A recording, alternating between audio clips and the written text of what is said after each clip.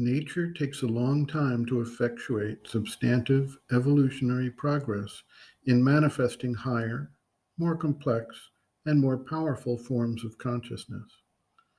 The shift from the realm of matter took countless millennia. The first appearance of life was simple, and again, the time required was far beyond what any human individual can possibly conceive in any realistic manner. Along the way, there were countless forms that developed embodying various powers of the life energy. Just as before that, various forms of matter evolved to include metals and crystals that have a higher responsiveness than the initial forms of rock that were expressed.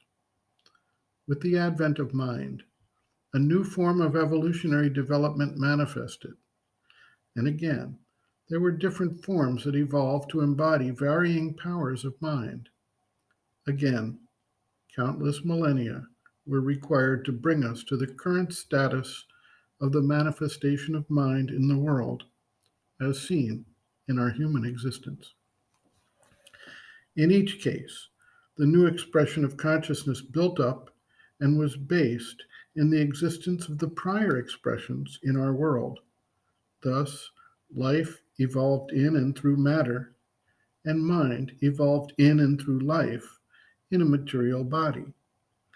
While this progression may not hold true in all possible worlds or universes, this is the evident progression in our world. As the next level of consciousness begins to emerge, we may extrapolate from the manner in which the prior levels have manifested. The new consciousness would then be expressed through mind and based in life and matter. Given the imbalances caused by the advent of life and mind into the world of matter, pollution, climate change, world wars, nuclear and biological weapons, waste, and mismanagement of limited resources, etc., etc., etc., with no solutions in sight from even our highest mental capacities, we certainly cannot wait for countless millennia for the next phase to develop and provide new powers of consciousness to rectify these imbalances and provide a harmonious development platform. Thus, the issue arises as to whether anything has changed to provide us the hope or the certainty of a faster and more leveraged process. Sri Aurobindo has identified the ability of the human being to participate consciously in the evolution as a lever to speed up this emergence.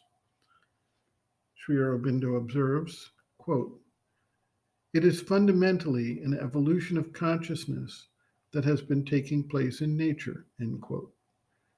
Dr. Dalal expounds further, quote, "The inner growth of the human being is simply a continuation of the evolution of consciousness, which has hitherto resulted successively in the emergence of life out of matter and of mind out of life.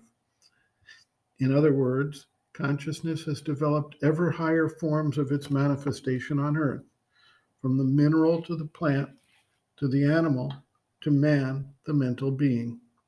What is called inner growth in this book refers to the evolution of consciousness beyond mind. Prior to the appearance of the human or mental being, evolution has been a slow, subconscious process. The emergence of mind marks the beginning of a new process of evolution, by which the human being, through a conscious will and aspiration for inner growth, becomes a conscious participant and collaborator in the evolution of consciousness. Thus, inner growth is a process of conscious evolution.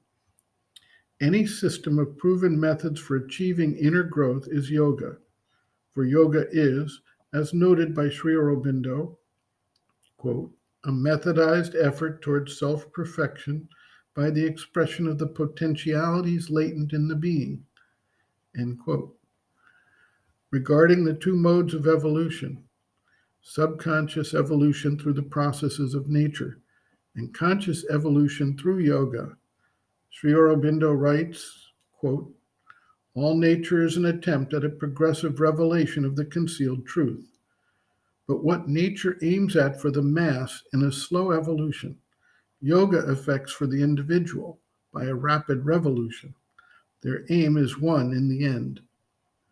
The generalization of yoga in humanity must be the last victory of nature over her own delays and concealments, even as now, by the progressive mind of science, she seeks to make all mankind fit for the full development of the mental life. So by yoga must she inevitably seek to make all mankind fit for the higher evolution, the second birth, the spiritual existence. End quote. Reference, Sri Aurobindo and the Mother, Growing Within, The Psychology of Inner Development. Introduction pages, Roman 3 to Roman 4.